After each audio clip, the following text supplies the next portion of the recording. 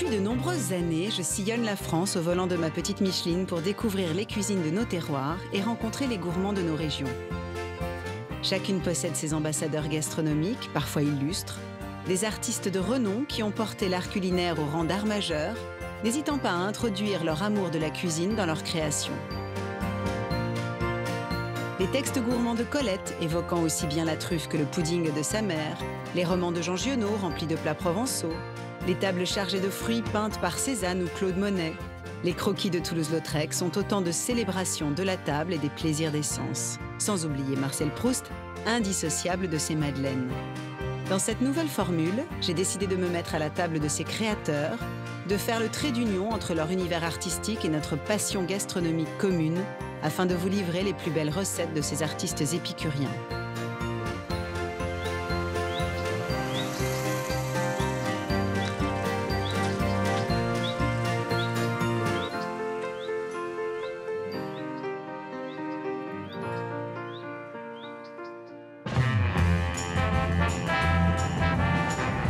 Je sais qu'à la fin de l'automne, j'y pense déjà.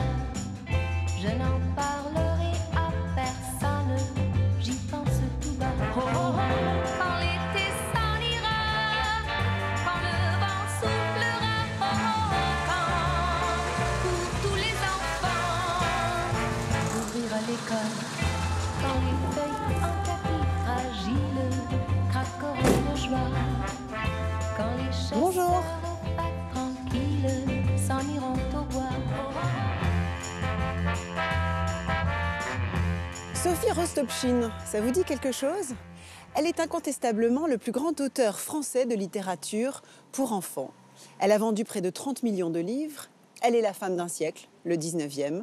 Elle est la femme d'un lieu, le château des Nouettes, dans l'Orne, en Normandie où nous nous trouvons. Vous la voyez se dessiner? Il s'agit de la comtesse de Ségur. Poulet Vallée d'Auge, coulibiac de saumon, gâteau des petites filles modèles, nous allons évoquer le monde étrange et savoureux de la comtesse de Ségur. Nous avons tous faim car nous sommes tous heureux, déclare mademoiselle Primrose dans le roman Après la pluie le beau temps. Et cela pourrait être l'adage de la comtesse de Ségur.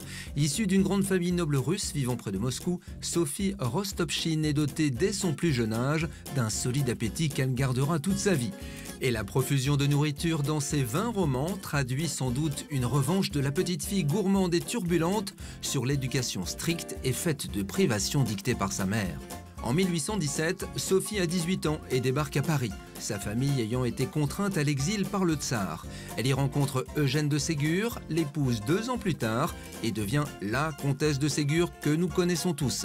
Les mondanités parisiennes ne l'intéressant pas, elle s'installe rapidement au château des Nouettes dans l'Orne, y élève 8 enfants et devient grand-mère de 20 petits-enfants pour qui elle commencera à écrire et dédiera à chacun un roman. L'univers gourmand omniprésent crée la complicité entre la comtesse de Ségur et ses jeunes lecteurs qui se régalent au fil des pages des descriptions de festins, goûters et sucreries souvent interdites. Des petites filles modèles au mauvais génie en passant par le général Dourakine, les mets exquis défilent sur les tables. Dehors, les copieux pique-niques succèdent aux cueillettes de baies sauvages ou fruits des vergers. Les goinfreries irrépressibles des jeunes héros peuvent d'ailleurs finir à leurs dépens, car les récits de la comtesse, à vocation morale ou éducative, oscillent toujours entre des comportements exemplaires ou coupables. Mais tout y finit toujours dans une joyeuse démesure. La comtesse est à elle seule une corne d'abondance où les enfants ressortent rassasiés de belles lectures et nourriture.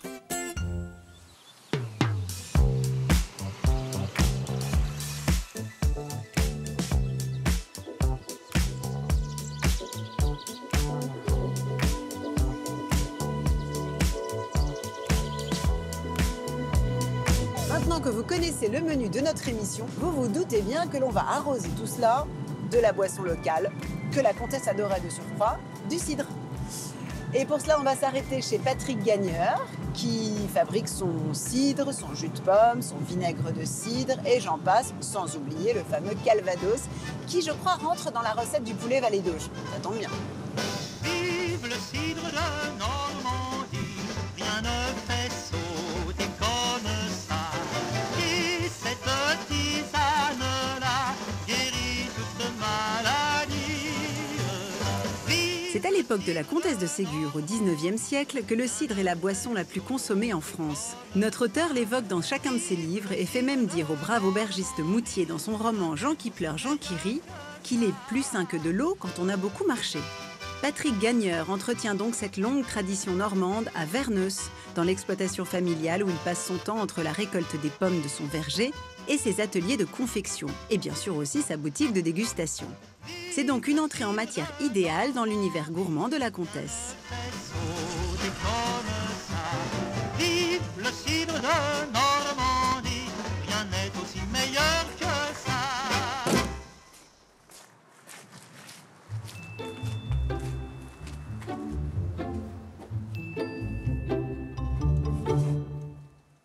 Bonjour. Bonjour. Je vous avais pas vu, j'étais en Ben train de oui, je suis ramasser les rentrée, pommes. j'ai fait comme chez moi. Vous avez raison. Alors moi, il me faudrait du cidre pour accompagner un repas. Et on va justement goûter un poulet Vallée d'Auge, donc à base de cidre et de calvados. Eh bien, on va faire une petite dégustation. Allez, avec On y va. plaisir. Donc, en fait, on a 3 sortes de cidre. On a cidre brut, doux, demi-sec. Donc, le cidre brut est plus fort en alcool. Et puis après, un demi-sec moins fort. Et cidre doux, plus sucré, quoi. Le demi-sec, c'est l'intermédiaire. Donc, on va commencer par un cidre brut. Oui, je fais attention au bouchon. Alors, est-ce qu'on obtient des cidres différents selon les variétés de pommes? Oui, Tout à j'imagine. fait, oui, oui. C'est un peu comme un cépage pour un vigneron, pour le coup. Bah, par contre, nous, au niveau cidre, on travaille avec beaucoup plus de variétés qu'un vigneron. Parce qu'en fait, Oui, vous mélangez systématiquement, il n'y a jamais de monocépage, quoi. Non, non, on a quasiment presque une 25-30 variétés différentes. D'accord. Alors, Chin, Chin chin. la santé des Normands. Il est agréable. Et puis, j'apprécie le fait de le goûter pas trop froid. Oui. Parce que c'est vrai que souvent, il sort du réfrigérateur, il est à 4-5 degrés. Et là, du coup, on a vraiment le goût du fruit, je trouve. Tout à fait. Il est très agréable parce qu'il a une bulle très fine et il est vraiment fruité. C'est un cidre qui se conserve jusqu'à 1 an et demi, 2 ans, quoi. Est-ce qu'il va gagner en qualité au fil du temps ou... Logiquement, il se bonifie, parce que les sucres restants se transforment également en arômes, quoi.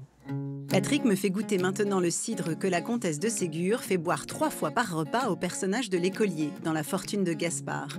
Un demi-sec, moins alcoolisé et plus sucré. Et alors ça, justement, vous conseillez de le consommer à quelle occasion et puis surtout avec quel aliment? Comme c'est plus sucré, en fait, on l'utiliserait plus avec une viande rouge qui est beaucoup Ah bon plus fin. Avec du bœuf, par exemple? Tout à fait, oui. Un cidre demi-sec, c'est plus sympa, oui. Le sucre ne l'emporte pas. Non, non. Ah oui, c'est pas mal. Mais même avec du fromage, ça doit être intéressant, Oui, non? c'est bon. Avec un chèvre ou même avec un camembert. Ça se marie très bien, oui. Moi, je vais prendre les deux. Je n'oublie pas de prendre une bouteille de calvados, artisanale lui aussi, pour réaliser ma toute première recette ségurienne. Je me souviens, je me rappelle, c'est dans ces vieux chiens à mon cœur. Le jour baissait, j'étais près d'elle. À présent, nous allons à la rencontre de Marie-Josée Stritch. Elle va nous préparer une recette que la comtesse affectionnait particulièrement, une recette très locale, le poulet Vallée d'Auge. Vous le connaissez, c'est un poulet aux pommes en gros. Et Marie-Josée connaît la comtesse sur le bout des ongles. Elle a écrit plusieurs ouvrages qui traitent de la comtesse, notamment sous l'angle de la cuisine et de la gourmandise. Et elle va nous proposer sa recette de poulet Vallée d'Auge que l'on va bien sûr arroser de notre bon cidre.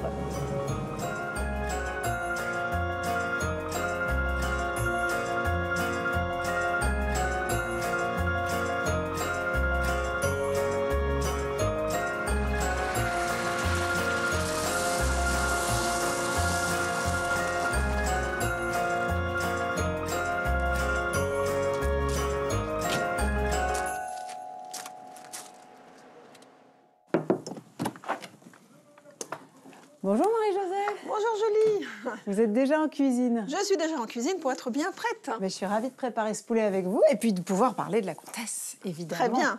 Alors, pour évoquer la comtesse de Oui. Ségur, vous avez choisi un poulet Vallée d'Auge. Oui, un poulet Vallée d'Auge, parce que finalement le poulet a une grande place dans les romans de la comtesse de Ségur. Dans Les Malheurs de Sophie, il y a un petit poulet noir qui est déjà enlevé par un rapace. Puis ensuite, dans Pauvre Blaise, il y a aussi les petits poulets là, de la race crève-cœur en auge. Ouais. Je me suis dit, tiens, puis le poulet, c'est bien normand.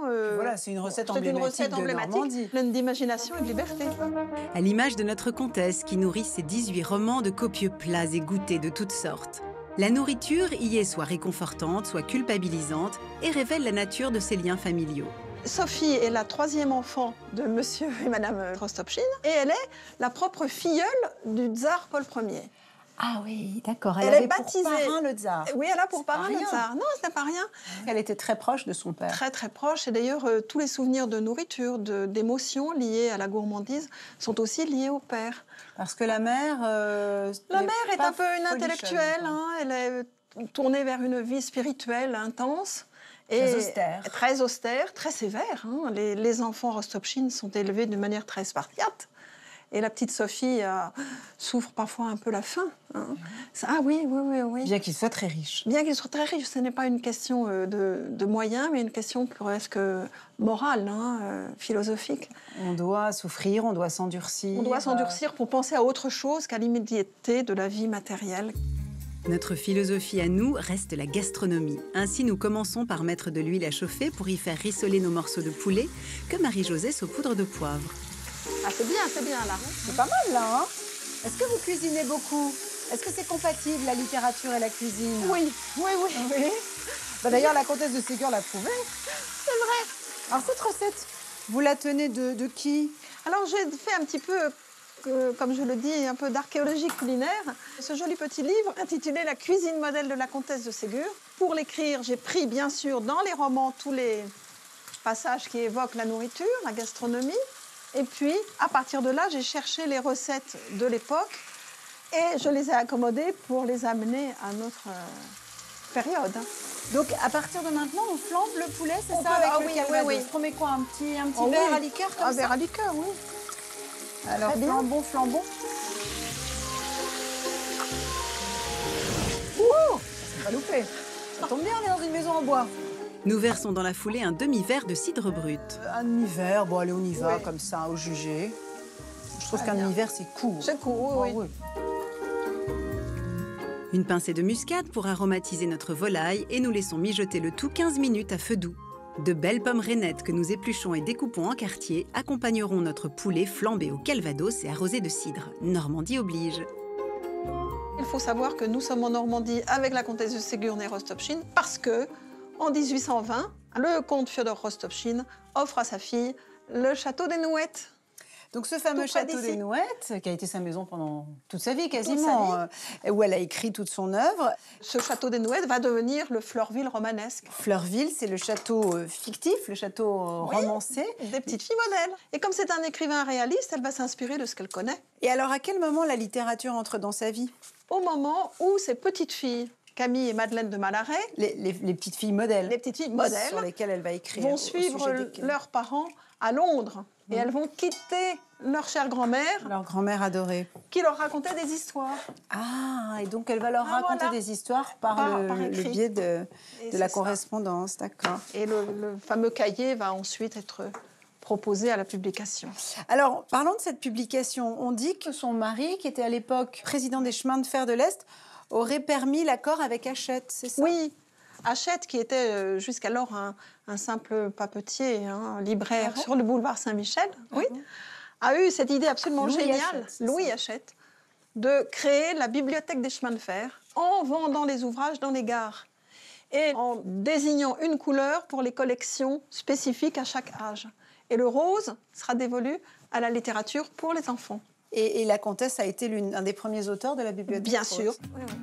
Alors, revenons à nos poulets. Ou plutôt à nos quartiers de pommes que l'on rôtit et dore légèrement dans du beurre.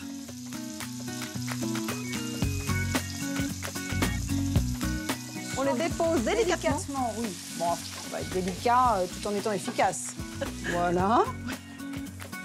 Je pense qu'on pourrait rajouter un petit coup de cidre pour déglacer ces bons Voilà. sucs. Ce serait dommage de s'en passer. J'ai peur parce qu'au départ, c'était un demi-verre de cidre. Je pense qu'on va finir à la demi-bouteille. Voilà. On couvre. Oui. On couvre, on compte 20 minutes. Ce qui me donne parfaitement le temps d'aller noter ça sur mon petit carnet. Merveilleux. Pour réaliser le poulet valet d'Auge, comme l'appréciait la comtesse de Ségur, prenez un poulet fermier d'1,8 kg coupé en morceaux, 7 pommes reines des rainettes, 20 centilitres de crème épaisse, un verre de cidre brut, un demi-verre de calvados, 80 g de beurre, 3 cuillères à soupe d'huile, une pincée de noix de muscade, du sel et du poivre. Si les morceaux de volaille doivent être à point, il nous reste à préparer la sauce d'accompagnement. Celle-ci doit se faire dans le plat de cuisson. Nous réservons donc la viande. Oui, très bien, il est bien cuit. Oh, puis c'est du bon poulet de ferme, hein. Élevé au grain. Voilà, une belle cuisse. Alors, on va mettre ça Non, de c'est ce parfait, côté-là. le Regardez fond comme est c'est beau, là. impeccable. Puis ça a caramélisé grâce aux C'est pommes. idéal. Nous gardons 4 quartiers de pommes pour les réduire en purée. On les écrase très soigneusement Ouais. en les incorporant donc au fond de jus de cuisson.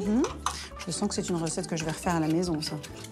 Il a bonne allure. Hein. Une fois la sauce bien homogène, nous la mettons sur le feu en y incorporant de la crème liquide et en la fouettant jusqu'à ébullition. On va napper délicatement. Et vraiment, la chair du poulet est bien infusée de pommes. Comme ça Ouais. vous paraît bien? C'est parfait. Et puis peut-être le reste en saucière. Oui. Marie-Josée, charge à vous d'apporter notre plat Je demain ne au château l'oublierai de pas. Livet. Le château de Livet, c'est le château de sa fille. Hein. Le château d'Olga, Château d'Olga. la dernière fille de la comtesse de Ségur. Donc, Eh ben, on s'y retrouve demain. Moi, je vais aller le visiter tout de suite. saluez Olga alors, le fantôme d'Olga. Et saluer le fantôme d'Olga. Merci beaucoup. Merci Julie, Merci. au revoir. Je vous en À prie, demain. Au revoir.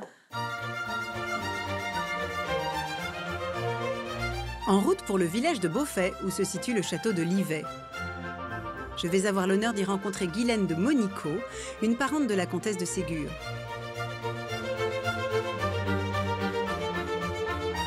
Guylaine a grandi dans les récits et l'univers des petites filles modèles. Et elle va me livrer une recette, sucrée bien sûr, qui a pour elle le goût de l'enfance et se transmet depuis toujours dans sa famille.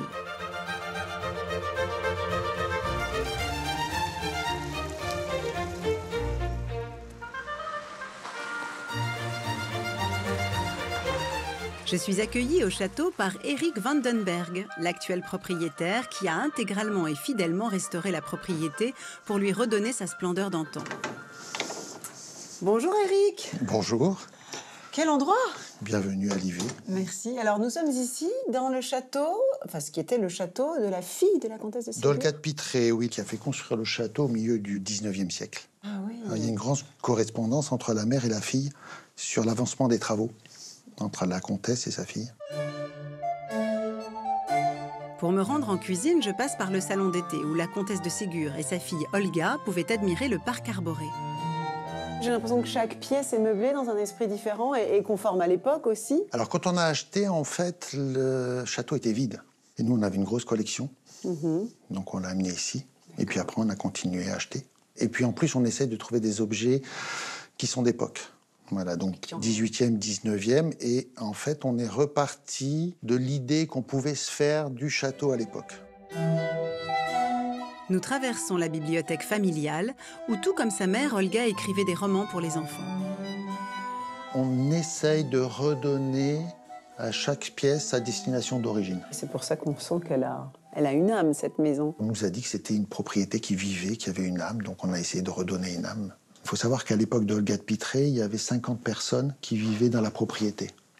Ouais, c'est énorme, parce qu'il y avait une ferme, un moulin, un potager, du personnel, le curé. Donc toutes ces personnes vivaient soit dans le château, soit à l'extérieur. Encore quelques pièces aménagées par Eric, dans le plus pur style 19e, et je retrouve Guylaine dans l'ancien office de la maison. Et Guylaine. Bonjour Guylaine. Bonjour Julie. Comment allez-vous? Eh ben, je vais très bien. Je suis contente de vous présenter mon petit dessert de famille, Ouais. qui est très simple, mais qui a fait le bonheur de tous les enfants. Et on a fini par l'appeler le dessert des petits-enfants modèles. Voilà, le dessert des petits-enfants modèles. Vous êtes une descendante des petites filles modèles, finalement. vous, c'est ça. Ma grand-mère, la 6e génération, était Henriette de Ségur. Voilà. Henriette de Ségur, qui est la sœur d'Olga, alors, Jean. La sœur d'Olga. Olga est la dernière. Olga est la dernière. Et elle est arrivée assez longtemps après. C'est la petite dernière chérie de maman. C'est pour ça qu'elle avait un château pas très loin des Nouettes pour pouvoir être plus près de maman. Alors, je vais vous aider. Oui, vous allez m'aider. Et moi, je vous laisse dans la cuisine pour préparer le dessert. Oui, les femmes au fourneau, comme autrefois, c'est ça. Merci, Eric. Ce sont des meringues, c'est ça, hein? Ce sont des meringues D'accord. que l'on va disposer en pyramide et sur lesquelles on va faire couler du chocolat Oh, mais qu'adorent joli les enfants. programme. Alors Là, on ne garde que le blanc, hein, on ne c'est garde que le blanc. Ben voilà, vous allez m'aider. On en prend 6. Donc on va les On va faire les monter en neige, alors. Voilà. Ça, c'est assez long. quand même, si on veut que ce soit bien pris. Voilà, on démarre un peu doucement et on attend que ça mousse. Hein. Ça foisonne. Voilà. Alors on sait que si la comtesse aimait les douceurs, oui, forcément, parce qu'elles sont omniprésentes dans son œuvre. extrêmement gourmande, Elle aimait les fruits rouges. Elle aimait aller, puisque même, je crois que dans Les Malheurs de Sophie, il y a un petit passage où Sophie va chercher les fraises des bois et se fait surprendre par un loup. Voilà, c'est ça. Et elle aimait les glaces. Oui, Il paraît même qu'elle aimait la glace à la camomille. Alors ça, j'avais jamais entendu parler de ça. Pour débuter ce dessert ancré dans la famille de la comtesse, je fais fondre délicatement le chocolat noir au bain-marie. Et Guylaine mélange du sucre semoule et du sucre glace, temps pour rendre sa préparation plus légère.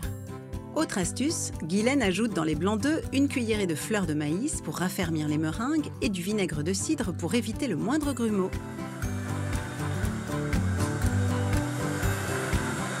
J'arrête. Je regarde. Ah oui, c'est très bien. Là, maintenant, on va pouvoir mettre les sucres petit à petit. Oui.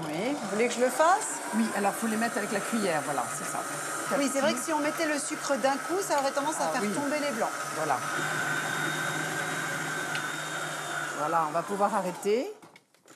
Vous voyez, on a un mélange magnifique. Blanc, nacré. Très bien. On voit que c'est parfait parce qu'il y a une petite pointe quand on lève les batteurs. Le fameux bec d'oiseau. Le fameux bec d'oiseau, voilà. Alors, on les dispose sur la plaque. Alors, on les dispose. C'est pas très compliqué. Alors, petite astuce pour faire tenir. Hop, on fait ça. C'est comme de la colle. On va faire une première fournée. Donc, bon, c'est très simple. Hein. Je fais un tas. J'essaye de leur donner une forme, mais pas trop, parce que ça reste quelque chose de... familial, quoi. Oui, de spontané. C'est pas un dessert de grand chef. Non, c'est un dessert de famille qui comme réjouit. les aimait la comtesse. Voilà. Et alors, ce qui est bien avec ce dessert, c'est pour ça qu'on l'appelle le dessert des petits-enfants modèles, parce que on met autant de meringues qu'il y a d'enfants. Mais si des enfants sont pas sages, on enlève des meringues au moment de dresser. Oh, c'est cruel. C'est cruel, bon. En fait, c'était un peu cruel, hein, l'univers de la comtesse de Ségur. C'était l'époque aussi. Hein. Elle n'était pas cruelle avec ses enfants, au contraire. C'est parfait, voilà. On en a 9. Voilà, on en a 9. Ça vous va? Ça va très bien. Nous les plaçons au four, chauffé à 100 degrés pour 2 heures. Guylaine finalise le nappage de nos futures meringues en ajoutant de la crème dans le chocolat noir fondu et j'en profite pour m'installer dans l'un des salons d'Olga et noter cette gourmandise prometteuse. J'adore cet endroit. Je pense que je vais même y passer l'après-midi. Pour redevenir des enfants modèles ou pas et déguster ce dessert, il vous faudra pour les meringues 6 blancs d'œufs, 150 g de sucre glace, 150 g de sucre cristal, une cuillerée et demie de vinaigre de cidre ou de jus de citron et une cuillerée et demie de fleur de maïs. Et pour le nappage, 300 g de chocolat noir et 50 g de crème liquide.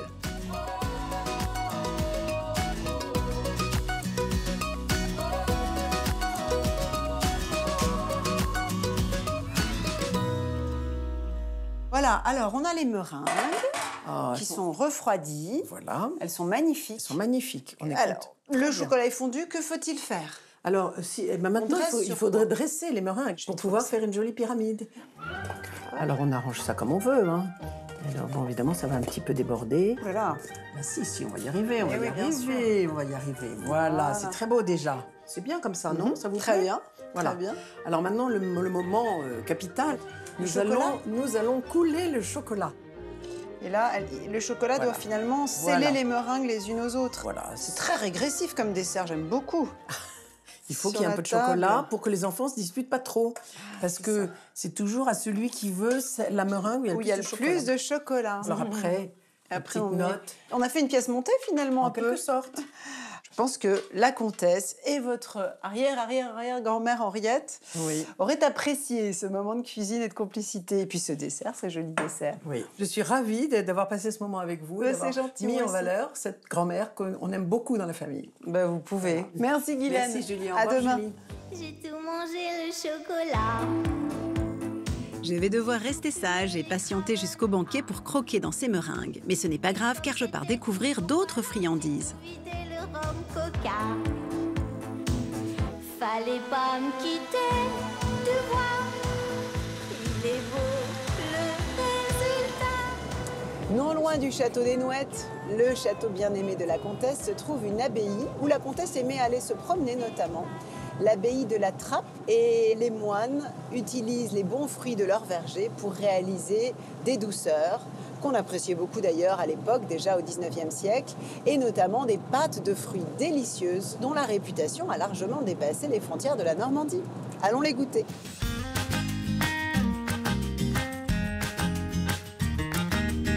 Pour réaliser ces péchés de gourmandise à qui la comtesse consacre un chapitre entier dans Les Malheurs de Sophie, les moines de l'abbaye ont recouvert il y a 20 ans plus de 6000 mètres carrés de terrain, de buissons, de plantes sauvages pour leurs fruits rouges et plus de 600 arbres fruitiers, principalement des poiriers et des pommiers.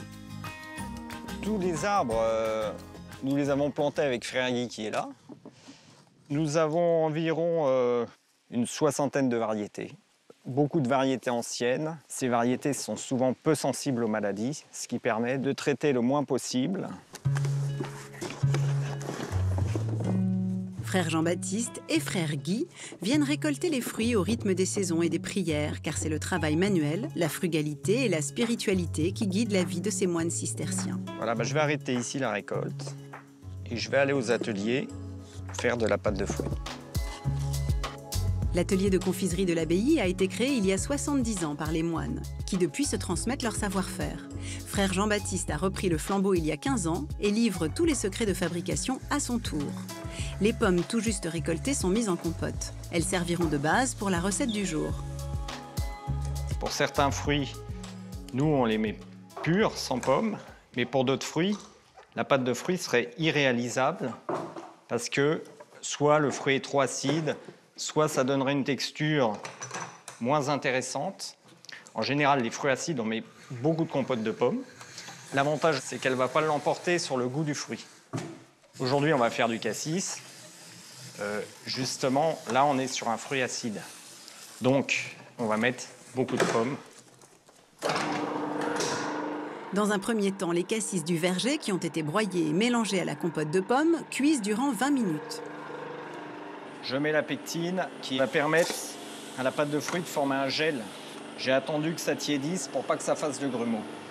Frère Jean-Baptiste veille scrupuleusement aux quantités car la pâte de fruits doit contenir au moins 50% de pulpe de fruits. Donc voilà, là on a un bouillonnement déjà depuis une bonne minute. La pectine est bien mélangée au tout. Je vais commencer à mettre le sucre progressivement.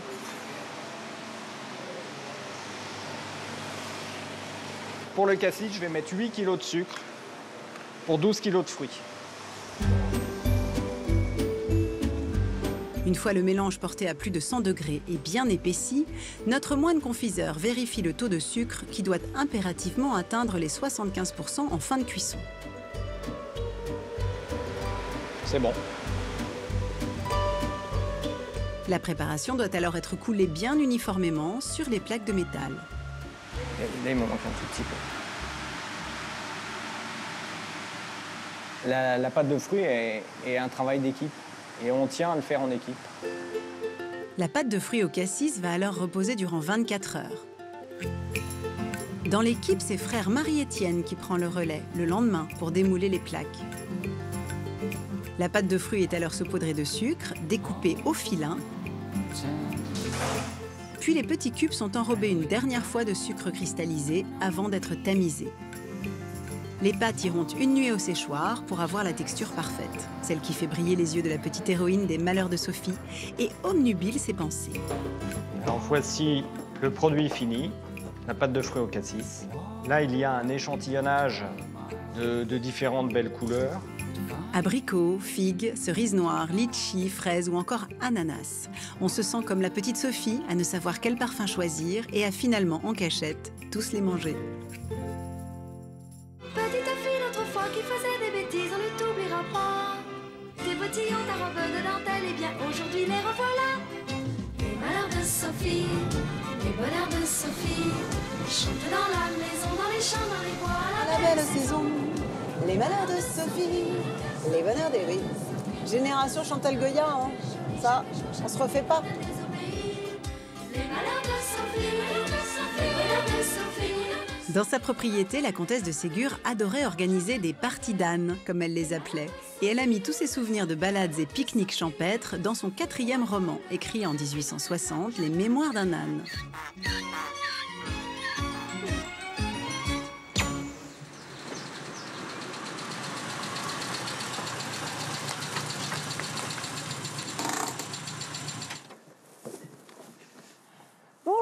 êtes Jacques? Bonjour Julie. Bonjour Jacques, mais je ne m'attendais pas à vous voir avec un tel attelage. Si, tout à fait. Là, c'est Tintin qui vous accueille, en fin de compte. Tintin. Oui.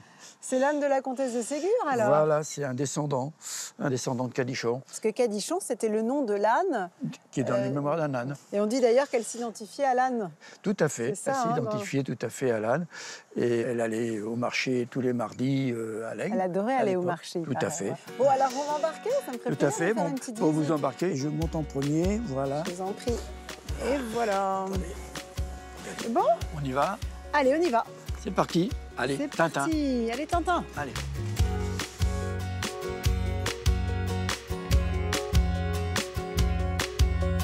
Je troque Micheline pour Tintin et me rends, comme la comtesse de Ségur autrefois, dans l'ancien presbytère de son château, transformé il y a 40 ans par sa famille en un musée dédié à sa vie et à son œuvre. Merci Jacques. Voilà. Ça m'a mis en condition pour la comtesse de Ségur. Alors, la fourchette à gauche. Nous sommes attendus pour un goûter 100% ségurien par deux autres spécialistes de la comtesse, Pomme Papillon et Josette Sébert, la femme de Jacques. Oh, il est joli ce pâté en croûte. Elles vont m'en dire un peu plus sur les passions et les gourmandises de la comtesse. Bonjour mesdames. Bonjour. C'est merveilleux. Bienvenue chez la comtesse de Ségur. Là, j'ai vraiment l'impression d'y être. Ah ben presque, oui. Et j'imagine que voilà, les pique-niques de la comtesse pouvaient ressembler à ça. Bon là, le temps ne s'y prête pas pour l'extérieur, mais... Il y avait dans les pique-niques de la comtesse de Ségur, il y avait toujours inévitablement un pâté en croûte. Ah, ben ça n'est pas fait pour me déplaire. Et on va poser ça là. une énorme brioche. Et puis alors après, il y avait aussi beaucoup d'autres choses. Pomme et Josette ont recomposé fidèlement le pique-nique de chasse décrit dans les mémoires d'un âne. Dans cette délicieuse petite vaisselle... La vaisselle est contemporaine. Alors, la vaisselle est aux armoiries des Ségur. Ah, ça fait partie du musée. Oui, alors, qu'y a-t-il dans ce musée? Donc, il y a des photos, des Alors, tableaux. le musée rassemble des photos concernant toute la vie de la comtesse de Ségur, depuis son enfance en Russie, son arrivée en France, et puis toute la vie qu'elle a passée ici, avec ses enfants, ses petits-enfants. Donc, au château voisin, c'est ça? Donc, elle habitait à l'époque le château des Nouettes, et qui est depuis devenu une école pour enfants en difficulté. Est-ce que c'était son souhait?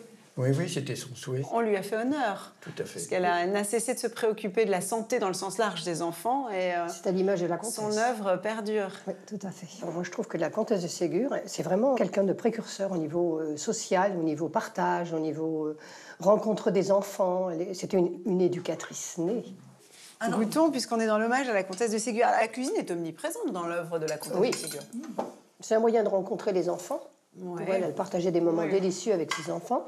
Elle faisait avec ce qu'elle avait sur le terrain, quoi. Enfin, des pommes. Oui, elle faisait du pain perdu, elle faisait des gâteaux avec ce qu'il y avait. C'était vraiment quelqu'un qui aimait rencontrer ses enfants à travers la cuisine. Mais il y a la fameuse histoire des petits sablés, donc, qui nous a été rapportée par Arlette de Pitré, sa descendante, qui est la fondatrice du musée. Et donc, il y avait une certaine Armandine, qui était la cuisinière, ce que vous allez avoir, ce sont les sablés d'Armandine. Armandine est entrée à 16 ans chez la comtesse de Ségur, qui l'a formée, et elle est devenue une sorte d'intendante. Et elle a établi une tradition qui était que les petits-enfants, à l'âge de 7 ans, devaient confectionner les sablés. C'était un rite initiatique. Un rite initiatique culinaire. Et s'ils n'y arrivaient pas? Ceux qui ne réussissaient pas, ils avaient la honte de ne pas être servis à table au dessert. Ah oui, quand même. Et alors, ceux qui réussissaient avaient droit à leur nom en sucre glacé sur les... C'est charmant, ça. Enfin, ils sont très bons, les sablés. Hein. Oui, ils sont délicieux, ils sont très légers. Je veux bien la recette, tiens. Moi, je vais vous abandonner. Merci pour cette halte délicieuse. Je ne repars pas sans faire un petit détour par les souvenirs et photos de famille de Sophie Rostopchine. Mais voilà le papa. Féodor. La maman, ça rigole pas. La petite Sophie. Si tu suivais le soleil juste pour changer de peau, il caressait ton sommeil, te ferait le pays chaud. Pour toi l'or et le vermeil coulerait dans les ruisseaux, comme tes yeux dans le ciel te feraient... Pour que le portrait culinaire de la comtesse de Ségur soit complet, il nous manquait une recette russe. En référence à ses origines, évidemment. C'est pourquoi Maïté nous propose un koulibiak de saumon. Attention, recette complexe mais très valorisante pour la maîtresse de maison, comme aurait dit la comtesse. Si tu suivais le soleil juste pour changer de peau, il caresserait ton sommeil, te ferait le péché. Avant de m'accueillir, Maïté s'est rendue sur le marché de l'Aigle, largement mentionné dans les romans de la comtesse, qui aimait s'y rendre chaque semaine. Tous les mardis matins, écrit-elle, il y a dans la ville de l'Aigle un marché où l'on vend des légumes, du beurre, des œufs, du fromage, des fruits et autres choses excellentes. Maïté est également une habituée des lieux et elle fait le tour de ses producteurs préférés. Bonjour Isabelle. Bonjour, bonjour. Je voudrais 6 œufs s'il te plaît. Pas de souci.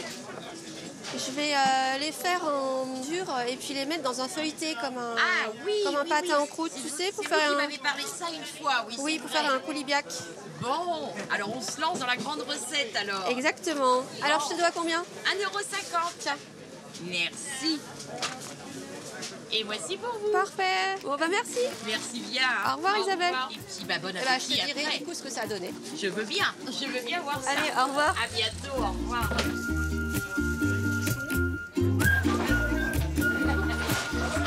Bonjour. Bonjour Maïté, ça va? Ça va et toi? Je voudrais 500 grammes de saumon s'il te plaît. Bien sûr. Ça va aller comme ça? Ouais, super. C'est pour cuire la peau? Ah oui, je veux bien. Bien sûr. Et bien voilà. Parfait. Merci beaucoup. Au revoir. Pour acheter son dernier ingrédient, Maïté nous embarque à quelques encablures dans l'antre de son ami Olivier Perel.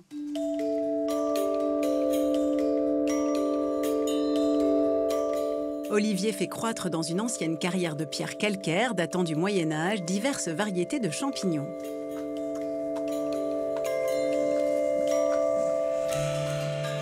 Bonjour Olivier. Bonjour Maïté. Comment vas-tu? Bien, merci. Tu vois, je suis en train de cueillir un petit peu de champignons ce matin. C'est parfait. J'en ai besoin pour ma recette de koulibiak au saumon.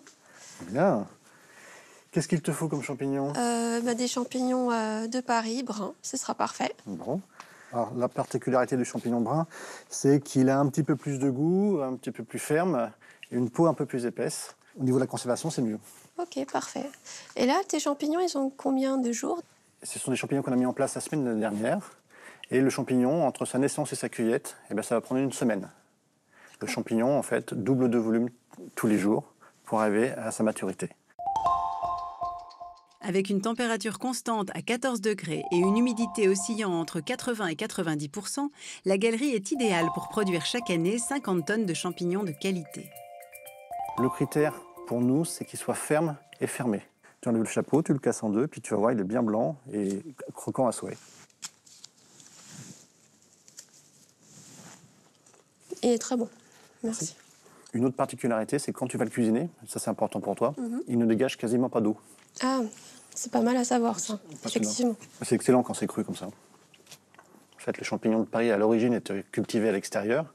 On est Louis XIV, Versailles, et il est rentré en carrière sous Napoléon Ier. Donc la comtesse de Ségur a pu connaître, a pu voir ce genre de choses. Et voilà les champignons prêts à cuisiner. C'est parfait. J'ai retrouvé Julie en cuisine, et puis on va cuisiner notre koulibiak, que tu auras l'occasion de goûter tout à l'heure. Tout à l'heure. Merci. Bon au revoir. Au revoir. Bon appétit. Un après-midi d'automne, on avait trouvé un moyen de locomotion. Alors on est parti à la cambrousse. Les champs étaient humides et suffisamment acides. C'était le bon moment pour aller cueillir des champignons.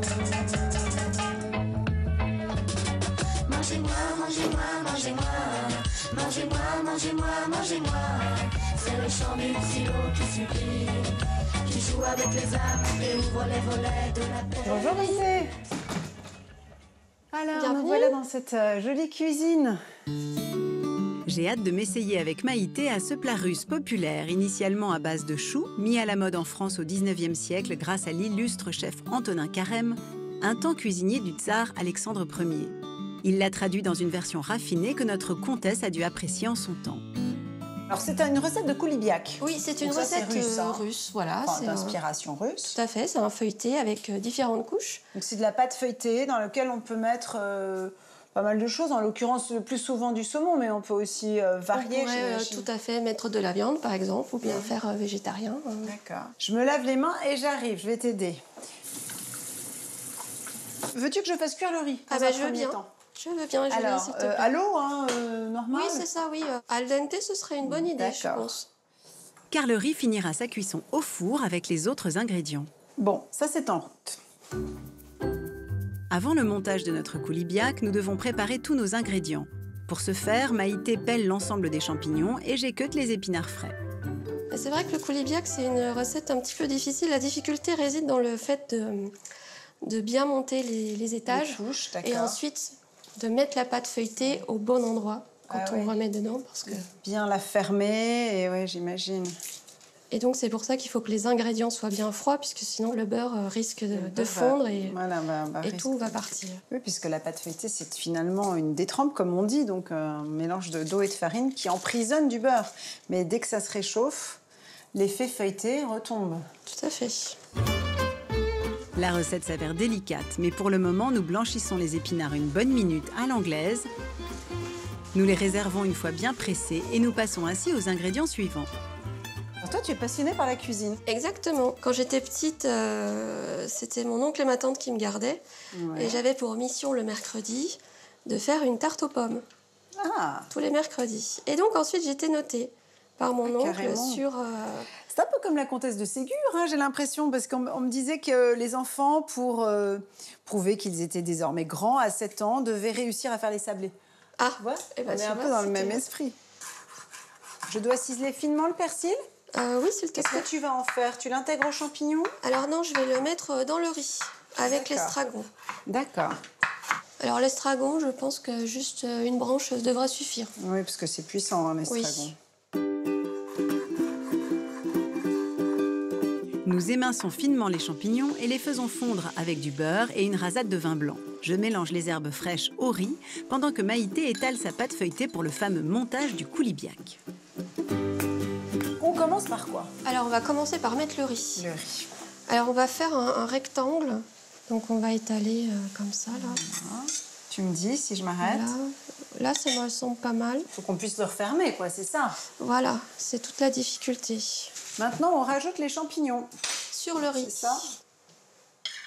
Il ne faut pas que les ingrédients se mélangent, c'est ça le minimum? Oui, normalement, il faudrait même rajouter une petite crêpe, fine entre chaque couche. C'est la pastilla des Russes. Des Russes, finalement. Nous plaçons le saumon cru assaisonné de poivre et de sel. D'accord. Puis les épinards hachés. C'est drôlement joli, en tout cas. On travaille bien toutes les deux. On fait une bonne équipe. Nous y ajoutons 3 œufs durs. Comme ça? Oui. Et Maïté badigeonne la bordure d'un jaune d'œuf avant de recouvrir l'ensemble de notre structure. Alors maintenant, l'opération délicate. Tu fais comme une sorte de couvercle. Un peu. Voilà. Le plus dur est fait. Et touche finale, nous dorons la pâte toujours au jaune d'œuf et l'agrémentons d'une petite décoration faite à la minute par Maïté. Ouais, c'est sympa. Et on va pouvoir enfourner. Combien de temps tu le fais cuire? 1 heure. 1 heure, d'accord. Attention. Merci. Parfait. Voilà. So.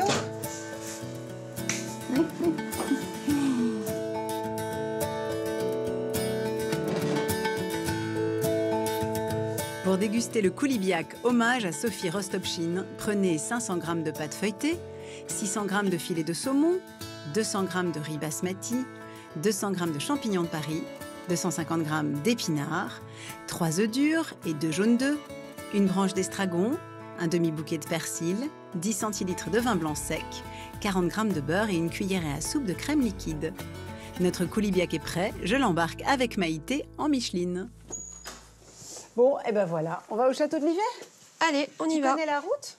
Oui, c'est pas très loin d'ici. Ah bon, bah très bien. Il est beau, hein? Mais oui. Très réussi.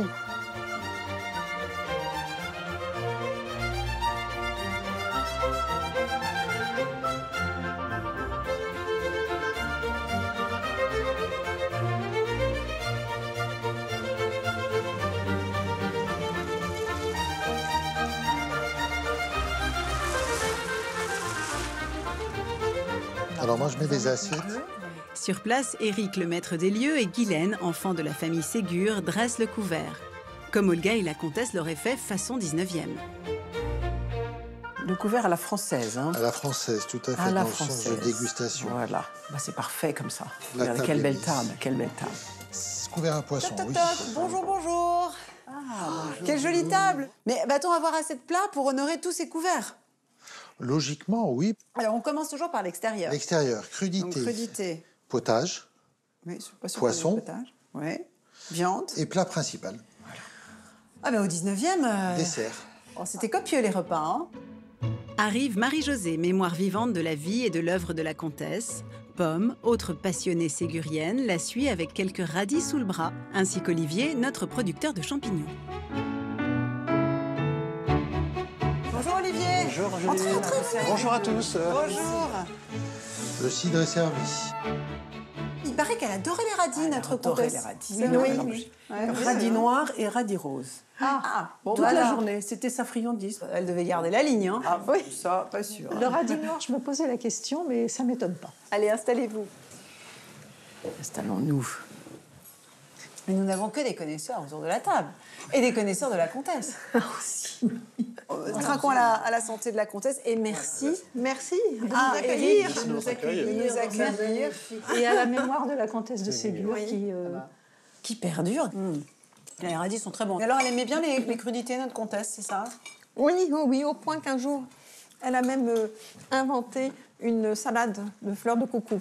Ah oui. C'est original, c'est très moderne. Hein. Là aussi, Elle a c'est beaucoup, très moderne, c'est vrai. beaucoup d'idées. Parce que maintenant, des on fleurs, redécouvre les vertus des plantes, la ouais. vertu des plantes et de la saveur des plantes et des feuilles. Mais elle le savait C'est vrai que déjà. dans ces remèdes pour enfants, notamment, il y a beaucoup de plantes, évidemment. Nous débutons les festivités en célébrant les origines russes de la chère Sophie Rostopchine avec le fameux koulibiak de saumon.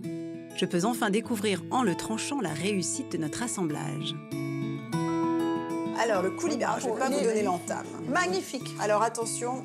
Alors, regardez-le bien parce que c'était pas si duré longtemps. C'est une parfaite architecture, hein, bravo. Pas sûr non plus que je suis On capable. voit bien le saumon, mais en dessous, c'est quoi?